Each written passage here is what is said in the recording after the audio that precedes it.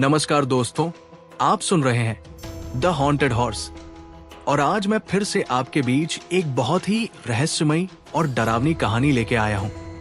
पर उससे पहले अगर आप चैनल पर नए हैं तो जल्दी से चैनल को सब्सक्राइब कर लें। तो बढ़ते हैं अपनी कहानी की तरफ। रूहानी ताकतें हमारे आसपास हमेशा मंडराती रहती हैं। उनकी एक अलग ही दुनिया होती है जो वास्तविकता में तो दिखाई नहीं देती, लेकिन कुछ घटनाओं से महसूस जरूर होने लगती है। ऐसी ही एक हवेली के भूत की है। दरअसल एक पुरानी हवेली है जिसमें कई साल पहले राजा महाराजा रहा करते थे, लेकिन अब वो वीरान पड़ी है क्योंकि उन राजाओं के वारिस देश से बाहर जा चुके हैं। हवेली की हालत जर्जर हो चुकी है। अब उसे मरम्मत की जरूरत है। इसके लिए शासन के नोटिस के अनुसार संपत्ति के मालिक को सूचित किया जाता है। कुछ दिनों में पूर्व वह राजाओं के वारिस में से एक लड़की हवेली में अपने बच्चे के साथ दाखिल होती है, जो कि उस जमाने के राजा के नाती की लड़की थी। उसका नाम उर्मिला था। उसके पति की कार एक्सीडेंट में मौत हो चुकी थी। अब वो विधवा हो चुकी है, लेकिन उसके पास उसका एक बेटा है जो 8 वर्ष का है और वह भी अपनी मां के साथ हवेली आया है। हवेली बहुत विशाल थी, इसलिए उसकी साफ सफाई के लिए कई मजदूर बुलाया गए, जिन्हें चप्पे चप्पे की सफाई करने का ठेका दिया गया। किसी को नहीं पता कि हवेली के कोने कोने में कितने खूनी रहस्य छुपे हुए हैं। उर्मिला के आने के बाद हवेली की हवा रूहानी होने लगती है। ऐसा लग रहा था मानो कोई वर्षों से इंतजार कर रहा था इस हवेली के वारिस का। एक रात उर्मिला अपने कमरे में अपने बच्चे के साथ सो रही होती है। अचानक उसके खिड़की से एक पक्षी टकराकर मर जाता है। यह घटना अपने आप में असामान्य थी। पक्षी टकराते ही उर्मिला की नींद खुल जाती है और जब वो लाइट जलाकर देखती है तो डर से चीखने लगती है, क्योंकि उस कमरे की खिड़की से एक पक्षी फंसा हुआ था और उसके शरीर से खून की बूंदें फर्श पर गिर रही थी। नजारा इतना भयावह था कि वो अपने बच्चे को उठाना नहीं चाहती थी, लेकिन उर्मिला हिम्मत करके उस पक्षी को खिड़की से बाहर फेंक देती है। लेकिन इसके बाद उसे रात भर नींद नहीं आती और वो सुबह तक जागती रहती है। दरअसल वो जानना चाहती है कि ये किसी की शरारत तो नहीं। सुबह होते ही वो अपने यहाँ काम कर रहे मजदूरों से जाकर कहती है कि रात को मेरे कमरे की खिड़की पर कोई पक्षी आकर टकराया था और तुरंत मर गया। क्या तुम लोगों में से किसी ने ये हरकत की है? क्योंकि पक्षी खुद ब खुद तो खिड़की से नहीं टकरा सकता। मजदूर कहते हैं, नहीं, हमने तो खिड़की से नीचे किसी पक्षी को मरा हुआ नहीं देखा। हम तो अभी वहां से चले आ रहे हैं और जब सभी जाकर देखते हैं तो वहां वह पक्षी नहीं होता। उर्मिला घबराने लगती है कि ये क्या? यहां तो पक्षी होना चाहिए या कम से कम खून की कुछ बूंदें दिखनी चाहिए, लेकिन यहां पर पक्षी का एक पंख तक नहीं पड़ा हुआ। उर्मिला सभी मजदूरों को कहती है कि हवेली में बहुत सी कीमती चीजें और मूर्तियां हैं, संभाल के साफ सफाई करना। मजदूर अपने अपने काम में लग जाते हैं। उर्मिला अपने बच्चे के साथ कमरे में टीवी देख रही होती है कि अचानक हवेली की छत से एक मजदूर नीचे गिरता है। उर्मिला को अचानक लोगों की आवाज सुनाई देती है।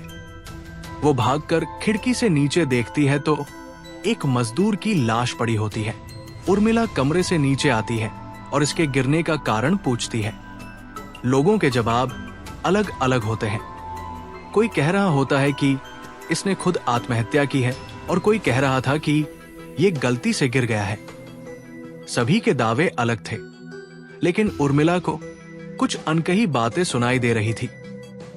उर्मिला के कान में अचानक एक आहट के साथ आवाज आती है, अपने बच्चे को बचा सकती है तो बचा ले।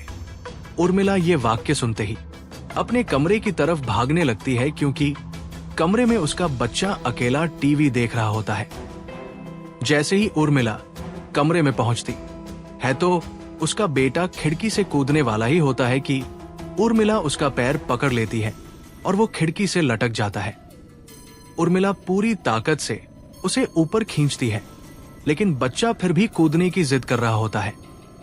उर्मिला किसी कदर अपने बच्चे को काबू में करती है और कमरे के बाहर आ जाती है और वो मजदूरों से पूछती है, बताओ क्या है इस हवेली में, क्योंकि ये बच्चा तो ऐसा नहीं कर सकता और अभी ये सब जो हो रहा है कुछ अलग ही चल रहा है।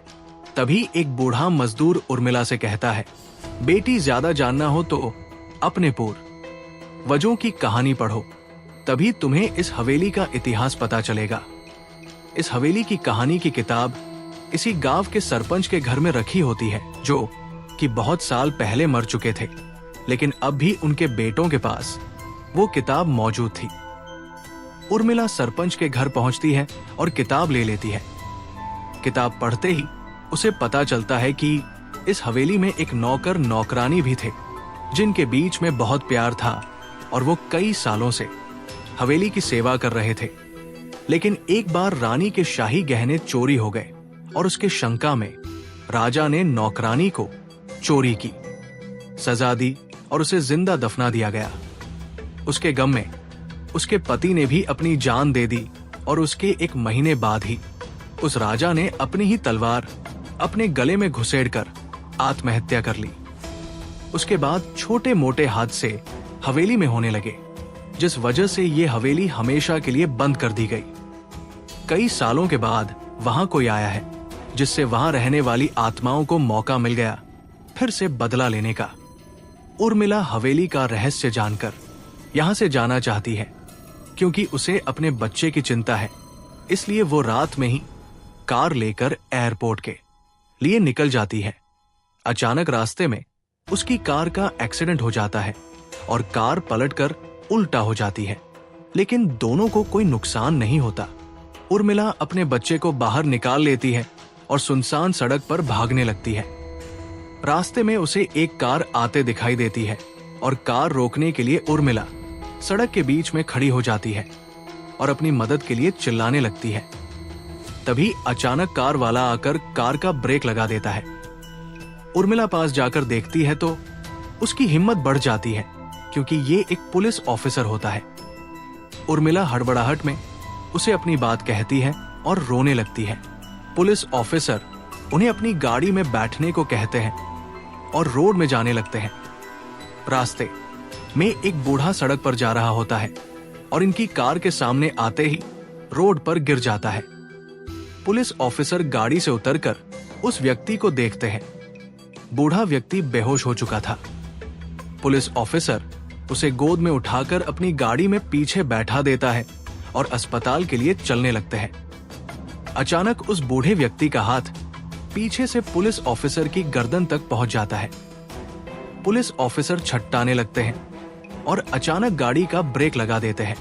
गाड़ी की स्पीड कम होने की वजह से कार वहीं खड़ी हो जाती है और ऑफिसर अपनी गन निकालकर बूढ़े की तरफ निशाना लगाकर गोली चला देता है। बूढ़े की सर में गोली लगने से भी उसकी जान नहीं जाती है। महिला और पुलिस ऑफिसर दोनों समझ चुके थे कि ये कोई भूत है। भूत को देखते ही उर्मिला अपने बच्चों को लेकर बाहर निकल जाती है और इसी बीच पुलिस ऑफिसर भूत की पकड़ से अपने आप को छुड़ाने में कामयाब हो जाते हैं। पुलिस ऑफिसर के बाहर निकलते ही तीनों बाहर रोड से भागने लगते हैं और कुछ देर भागते हुए उन्हें सड़क के किनारे जगमगाती लाइट्स दिख रही होती है।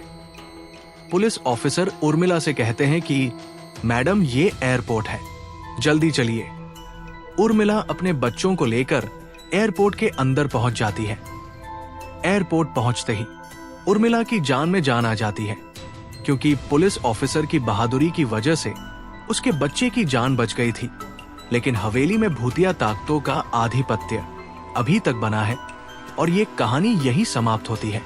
तो आप लोग कमेंट करके बताना कि आपको ये कहानी कैसी लगी, और अगर आपके पास भी ऐसी ही कोई कहानी है जो आप मुझे भेजना चाहते हो तो मुझे ईमेल करना और मैं उसे जरूर सुनाऊंगा। तो अब जल्दी से चैनल को सब्सक्राइब कर लो